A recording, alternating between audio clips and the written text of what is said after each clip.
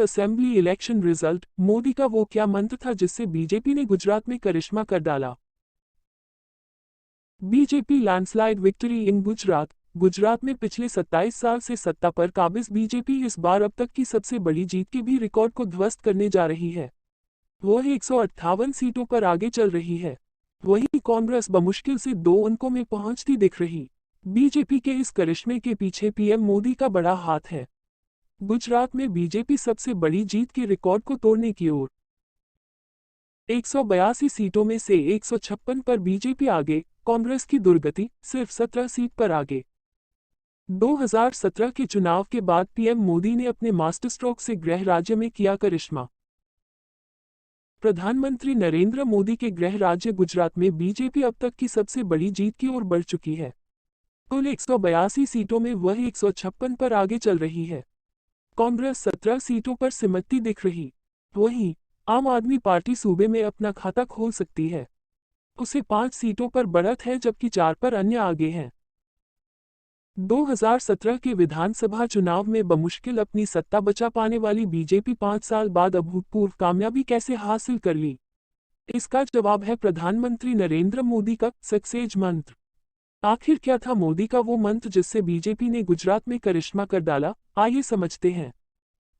गुजरात में बीजेपी ने तोड़ डाला जीत का रिकॉर्ड। गुजरात में इस बार बीजेपी सबसे बड़ी जीत का नया रिकॉर्ड बनाने जा रही है। 1985 में माधव सिंह सोलंकी की अगुवाई में कांग्रेस ने 149 सीटें हासिल की थी। वह सूबे में किसी भी पार्टी का अब तक का सर्वश्रेष्ठ प्रदर्शन था, लेकिन इस बार बीजेपी की कुछ ऐसी लहर चली कि सोलंकी का रिकॉर्ड भी ध्वस्त होने को है। इस बार राज्य में जितने भी वोट पड़े उनमें से आधे से ज्यादा बीजेपी के पक्ष में गए। वोट शेयर 52% से भी ज्यादा। 2017 में लगे झटके के बाद पीएम मोदी ने संभाला मोर्चा। गुजरात के पिछले विधानसभा चुनाव में बीजेपी 100 का आंकड़ा भी नहीं छू पाई थी। उसे 99 सीटें मिली जो बहुमत के आंकड़े 92 से ज्यादा तो थी, लेकिन 1995 के बाद सूबे में बीजेपी का ये सबसे खराब प्रदर्शन था। कांग्रेस उसे सत्ता से बेदखल करते करते रह गई थी। उसके खाते में 78 सीटें आईं जो गुजरात में 32 सालों में उसका सर्वश्रेष्ठ प्रदर्शन था। बीजेपी के खराब प्रदर्शन के लिए कई फैक्टर जिम्मेदार थे। सियासी तौर पर प्रभावशाली जाति पाटीदारों में नाराजगी थी। तब पाटीदार आरक्षण आंदोलन चरम पर था। पाटीदार नेता हार्दिक पटेल, ओबीसी नेता अल्पेश ठाकोर और तेजतर्रार दलित नेता जिग्नेश मेवानी बीजेपी के खिलाफ मोर्चा खोले हुए थे। इसके अलावा नए नए लागू हुए जीएसटी की वजह से कारोबारियों में रोष था। ऊना समेत कुछ जगहों पर दलितों पर हुए हमलों को लेकर दलित समुदाय में नाराजगी थी। इन सब का बीजेपी को नुकसान हुआ।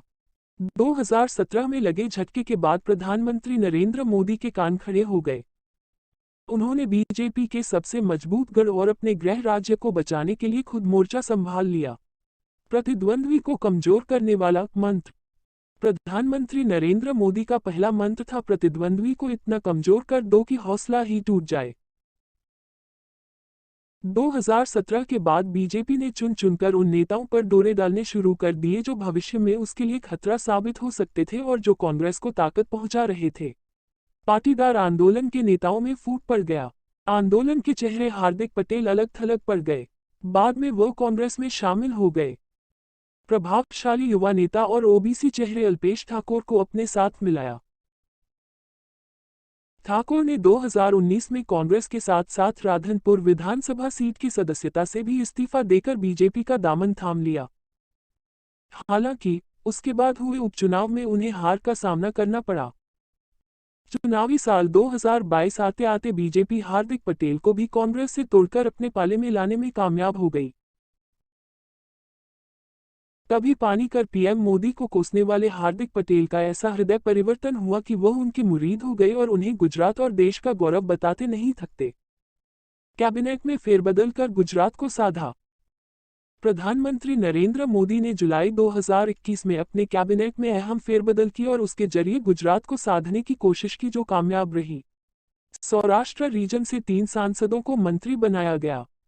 इनमें से मनसुख मांडविया और पुरुषोत्तम रूपाला को कैबिनेट मंत्री तो डॉक्टर महेंद्र भाई मुंजापारा को राज्य मंत्री। मांडविया और रूपाला दोनों ही पाटीदार हैं। एक लेवा तो दूसरे कदवा पाटीदार। इनके जरिए पीएम मोदी ने पटेलों के साथ साथ सौराष्ट्र रीजन को भी साधा। एंटी इनकम्बेंसी की हवा निकालने को रातों रात बदल दी पूरी सरकार। गुजरात हमेशा से बीजेपी की राजनीतिक प्रयोगशाला रही है। पीएम मोदी ने 2021 में पहले तो कैबिनेट फेरबदल के जरिए पाटीदारों की नाराजगी दूर करने और सौराष्ट्र को साधने की कोशिश की। इसके 2 महीने बाद उन्होंने ऐसा मास्टर स्ट्रोक खेल दिया जिसने एंटी इनकम्बेंसी की हवा निकाल दी। एक ऐसा प्रयोग जिसके बारे में सियासत के बड़े बड़े शूरमाओं को भी अंदाजा नहीं रहा होगा। रातों रात गुजरात की पूरी सरकार ही बदल गई। तत्कालीन मुख्यमंत्री विजय रूपानी से इस्तीफा ले लिया गया। पाटीदार भूपेंद्र पटेल को मुख्यमंत्री बनाया गया। नए मंत्रिपरिषद में रूपानी मंत्रिपरिषद के सभी सदस्यों की छुट्टी कर दी गई, यानी सभी नए मंत्री बनाए गए। नए मंत्रिपरिषद में क्षेत्रीय और जातिगत संतुलन साधा गया। पाटीदारों को ज्यादा जगह दी गई। युवा चेहरों को तवज्जो दिया गया। इससे वर्षों से सत्ता में रहने की वजह से जो कुछ भी सत्ता विरोधी रुझान था उसे खत्म कर दिया गया। रही सही कसर 2022 में टिकट बंटवारे में पूरी कर दी गई। विजय रूपानी, नितिन पटेल, भूपेंद्र सिंह चुडासमा जैसे दिग्गजों के बजाय नए चेहरों को टिकट दिया गया। कद्दावर पूर्व मंत्रियों ने ऐलान किया कि वे चुनाव नहीं लड़ना चाहते। बड़े पैमाने पर सिटिंग एमएलए के टिकट काटे गए। इससे कुछ जगह बीजेपी को बगावत का सामना तो करना पड़ा, लेकिन नतीजे बताते हैं कि बीजेपी का ये दांव एंटी इनकम्बेंसी की हवा निकालने में पूरी तरह कामयाब रहा। गुजरात मॉडल, गुजराती अस्मिता और आपकी काट। आम आदमी पार्टी की गुजरात में दस्तक के साथ बीजेपी सतर्क हो गई। प्रधानमंत्री नरेंद्र मोदी ने मुफ्त की रेवड़ी, कल्चर पर तीखा हमला करते हुए आम आदमी पार्टी को कटघरे में खड़ा किया।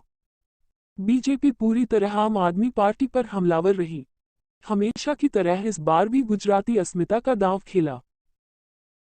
दूसरी तरफ पीएम मोदी ने चुनाव से पहले गुजरात को हजारों करोड़ रुपए के प्रोजेक्ट की सौगात की।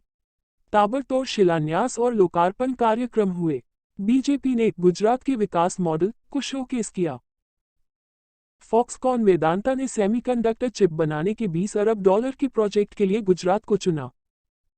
इंडियन एयरफोर्स के लिए परिवहन विमान C-295 को भारत में बनाने के लिए टाटा एयरबस ने गुजरात को चुना। इन सबसे गुजरात के विकास मॉडल को और मजबूती मिली। ये संदेश गया कि निवेश के लिए बहुराष्ट्रीय कंपनियों के बीच गुजरात पहली पसंद है। यूं ही बीजेपी का सबसे मजबूत गढ़ नहीं है गुजरात। गुजरात में 17 महीने के अपवाद को छोड़ दे तो पिछले 27 सालों से लगातार बीजेपी की सरकार है, जो अब कम से कम अगले 5 सालों तक और रहने वाली है। 1995 में पहली बार केशुभाई पटेल के नेतृत्व में गुजरात में बीजेपी की सरकार बनी। उसके बाद से बीच के 17 महीने को छोड़ दे तो अब तक लगातार सूबे में भगवा परचम ही लहरा रहा है। अक्टूबर 1996 में बीजेपी के शंकर सिंह वघेला ने बगावत कर कांग्रेस के समर्थन से सरकार बनाई थी।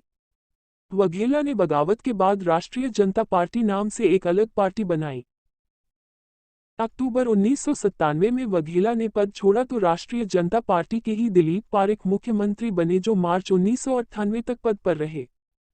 1995 के बाद यही 17 महीने का अपवाद है जब गुजरात में बीजेपी की सरकार नहीं रही है।